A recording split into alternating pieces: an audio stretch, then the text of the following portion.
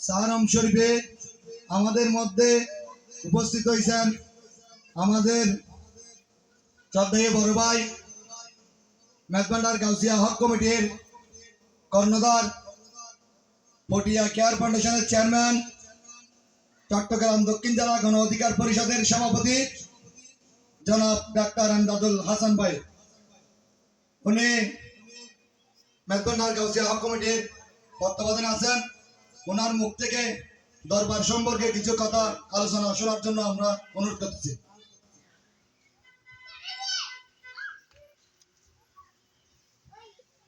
আসসালামু আলাইকুম ওয়া রাহমাতুল্লাহ।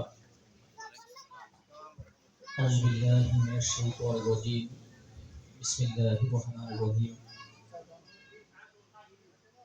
ইয়া আইয়ুহাল্লাযীনা আমানু আতিউল্লাহা ওয়া আতিউর রাসূল ওয়া উলুল আমরি মিনকুম। সাদাকাল্লাহুল মাওলানাল আযীম। আজকে পটিয়ার জমিনে বিনানিহারার বুকে যিনি আমাদেরকে আলো দেখিয়ে আমাদের এই এলাকাকে আমাদের জন্য বাসযোগ্য করেছেন, হযরত মাওলানা শাহসদি মনিরুল্লাহ প্রকাশ সিরাজ রহমাতুল্লাহ আলাইহি আল্লাহর জমিনকে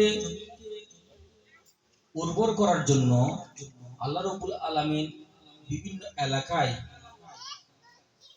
নবী রাসূল প্রেরণ করেছিলেন। নবী রাসূলের আগমন যখন বন্ধ হয়ে যায় তখন এলাকাকে আলোকিত করার জন্য যুগে যুগে বিভিন্ন অলি আল্লাহর বন্ধুদের আল্লাহ পাঠিয়েছেন। এই বন্ধুদের একজন হচ্ছেন আমাদের এলাকার হযরত সিলা শাহ রহমাতুল্লাহ আলাইহি। এই জমিনকে যিনি উর্বর করেছেন, আমরা আজকে তার দরবারে আসতে পেরেছি। যিনি এখানে আসার খুব যেন কবুল করেছেন আমাদেরকে। আসলে এখানে সবাই আসতে পারেন, এই দরবারগুলোতে সবাই আসতে পারেন, এখানে কবুল হইতে হয় এক জায়গায়।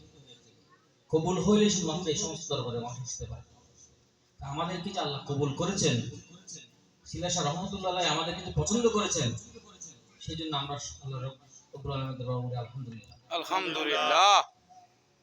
আমরা দেখেছি এই যে আউলিয়া কেরামরা এসেছেন, পরবর্তীতে তাদেরকে তাদের দরবারগুলোকে সুরক্ষিত করার জন্য যারা খাদেম হয়েছেন, যারা তাদের এই দরবারগুলোকে রক্ষণাবেক্ষণ করছেন,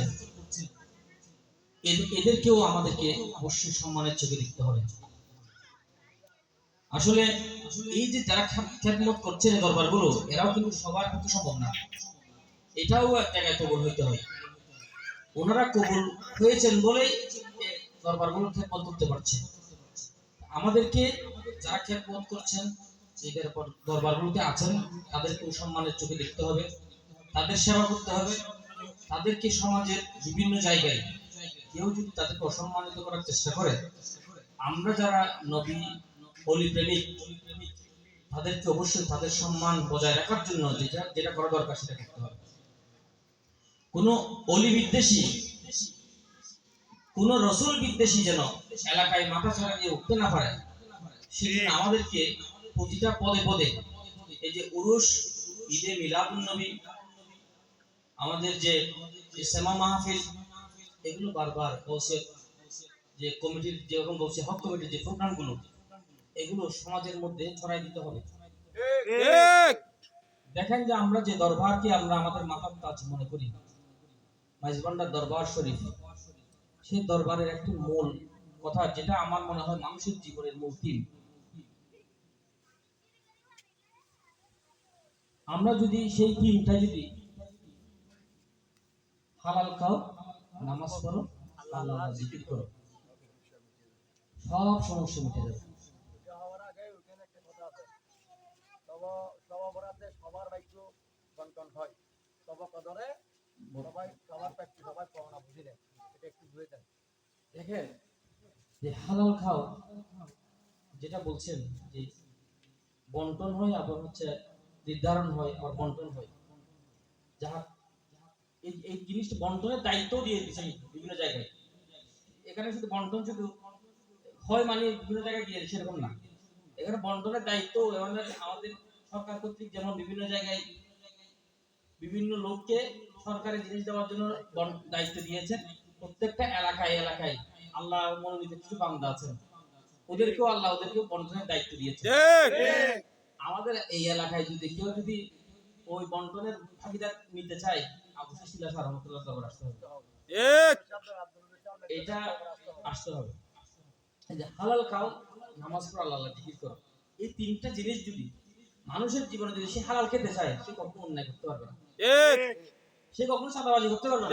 কারণ সাদাবাজি করে যে টাকাটা অর্জন করবে সেটা হারাম। দুর্নীতি করে ইয়াবাবি ব্যবসা করে এটা তো হারাম। যেটা হালাল খাইতে হলে আপনাকে অবশ্যই সবসময় ওগুলো ত্যাগ করতে হবে। এবং নামাজ, হালাল খাও, নামাজ পড়ো। এই যে নামাজ, আমরা যদি নামাজের মূল শিক্ষা যদি চিন্তা করি, নামাজে বলতেছে একটা, জীবনে করতেছে একটা। ইহদিনাস সিরাতাল মুস্তাকিম সিরাতাল লাযিনা আন'আমতা আলাইহিম গায়রিল মাগদুবি আলাইহিম ওয়ালাদ দাল্লিন। প্রত্যেকটা নামাজের সূরা ফাতিহা পড়তেছি, বলতেছে আল্লাহ কি আল্লাহ আমাদেরকে সেই পথ দেখাও যে পথে তোমার ওলি গৌস কুতুবরা গেছেন। বলতেছি যে আমাদেরকে আল্লাহর বন্ধুদের রাস্তা দেখাই দাও, আর আমরা তাদের বিরোধিতা করতেছি। নামাজে বলতেছি আমাদের তাদের পথ দেখাই দাও, আর করতেছি যারা এই পথে আমাদেরকে পরিচালিত করার চেষ্টা করতেছে তাদের বিরোধিতা। যা হোক, শেষ কথা হালাল খাও, নামাজ পড়ো, আল্লাহ জিকির করো। এই যে জিকির, এই যে মাহফিল, এখানে আমাদের আল্লাহ জিকিরই হয়। এই জিকিরে যত বসবেন মন তত ফ্রেশ হবে। আত্মার যে প্রশান্তি, মানুষ দুনিয়াতে যত কিছু করে কি জন্য করে? মনের শান্তির জন্য। আপনি একবার সালাম মাহফিলে বসবেন, দেখবেন মনের শান্তি পাবেন। এই শান্তি তারাই পাবে যারা এটার গুরুত্ব বুঝে। যারা এটার গুরুত্ব বুঝে না, তারা এখানে শান্তি পাবে না, তারা এখানে অন্য কিছু পাবে। যা হোক, আমি আর কথা বাড়াচ্ছি না। আপনাদেরকে বলবো, আপনাদের এই সমস্ত দরবারকে কিভাবে রক্ষণাবেক্ষণ করতে হয়, তার জন্য আমাদের জীবন দিয়ে হলো আমরা এগুলোকে রক্ষা করবো ইনশাআল্লাহ। আমার জন্য দোয়া করবেন। আমাদের এই দরবারগুলোতে এই সমস্ত প্রোগ্রাম যত বেশি হবে, যারা অলির দুশ্মন, যারা রাসূলের দুশ্মন, তাদেরকে আমাদেরকে কোনো আঘাত করে শাস্তি দিতে হবে না, তারা এমনি এমনি চলে যাবে। আমার জন্য সবার কাছে দোয়া আছে। আমি আমার বক্তব্য শেষ করছি। আসসালামু আলাইকুম ওয়া রাহমাতুল্লাহ। মারহাবা মারহাবা। পটিয়া কেয়ার ফাউন্ডেশনের চেয়ারম্যান ভাই ডাক্তার এমদাদ হাসানকে অসংখ্য ধন্যবাদ আমাদেরকে কিছু গুরুত্বপূর্ণ কথা বলার জন্য। এর মধ্যে একটা কথা আছে, দরবারি হতে হলে শুধু দরবারি হতে হবে না, দরবারি হতে হলে তিনটা জিনিস ছাড়তে হবে, তিনটা জিনিসকে আপন করে নিতে হবে। লোভ, লালসা, হিংসা, এগুলা ত্যাগ দিতে পরিহার করতে হবে। আর গ্রহণ করতে হবে প্রেম, ভক্তি, ভালোবাসা। প্রেম, ভক্তি, ভালোবাসা যার ভিতরে নাই, উনি কোনোদিন দরবারি হতে পারবে না, উনি কোনোদিন আউলিয়া গাছ কুতুবের অনুসারীর পথ দেখবে না। আসসালামু আলাইকুম।